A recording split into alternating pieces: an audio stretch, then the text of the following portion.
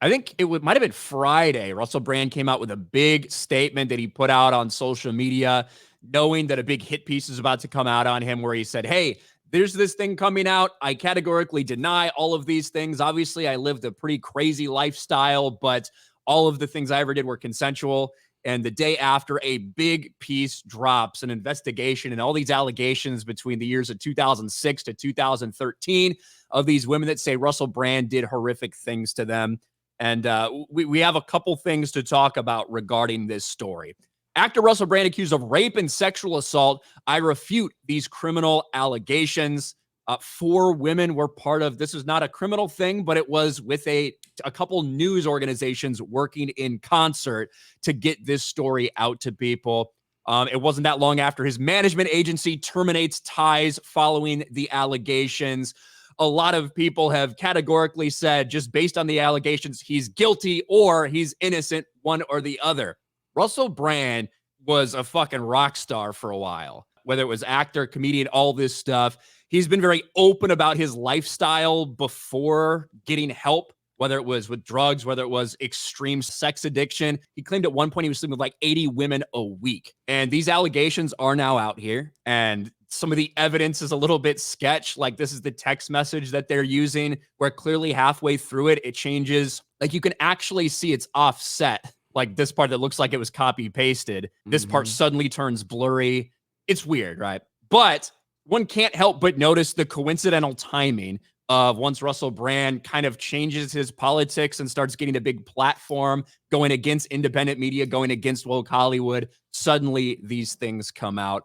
What's been your take on the entire situation? The message has already been sent. Forget guilty or innocent. The message has already been sent. Look how quickly he has been defamed. This is to scare any single person out there to not speak out. That's what this is essentially done. This is to let you know that if you speak out on anything, the media is going to smear you. He's been smeared. It's everywhere now. It's crazy. From my perspective, I'm not going to pretend to be a Russell Brand fan. I've appreciated some of his more viral takes. Those are the only ones I've really seen because I don't actually watch him consistently. But it's pretty clear that this guy is being railroaded, and regardless of truth or what happened or what didn't happen, would this be happening to him if he wasn't sharing the opinions that he's sharing now? And I don't think it would be. I don't think it would be. The answer is absolutely no, because even in the article, they admit that the reason these 4 women felt comfortable finally telling their stories because what a big platform Russell Brand was getting, right? Yeah. So 2 things could be true. Out of the probably 1,000 women that Russell Brand had sexual interactions with, could a couple of them maybe have been like whatever? Potentially, sure. It could absolutely have happened over the past 15 years. But it could also be true that they decided to come out now in a very vindictive way. Didn't say anything for so long. I don't fucking know. What I get tired of is the idea that allegations come out, and based on whether you like someone's politics, that determines how you feel about it. The reality is there's some questionable evidence that's out there. Like I said, we can look at this. We can look at this thing right here, and you can see, look at that offset. I don't know if you can see that, Jeremy. Oh, 100%. Yeah. Look at the offset in the text message. Look at how it changes blurry all of the sudden. Yep. And also, it's describing a situation that, although it's described as like this brutal, violent rape, it turns out more like, oh, you said we're going to have sex with a condom and maybe you stealthed me, which doesn't make that okay, but it also is very different than what I think a lot of people have in their heads.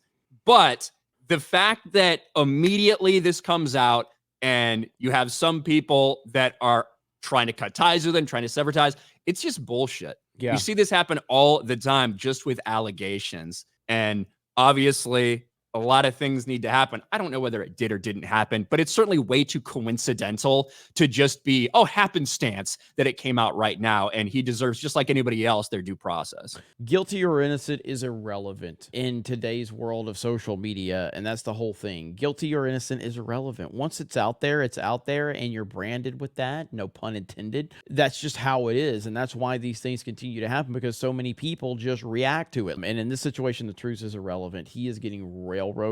I guess time will tell if he's going to overcome it or what. I'm always going to question things when people don't go to the authorities. They go to 15 years later, they go and talk to a news outlet, right? inherently people are going to question those things, because if these things happen to you, you just didn't decide to say anything for 15 years. You didn't decide to go to the police. You weren't worried about this happening to another person. Those questions are always going to come up in a situation like that. And I think rightfully so.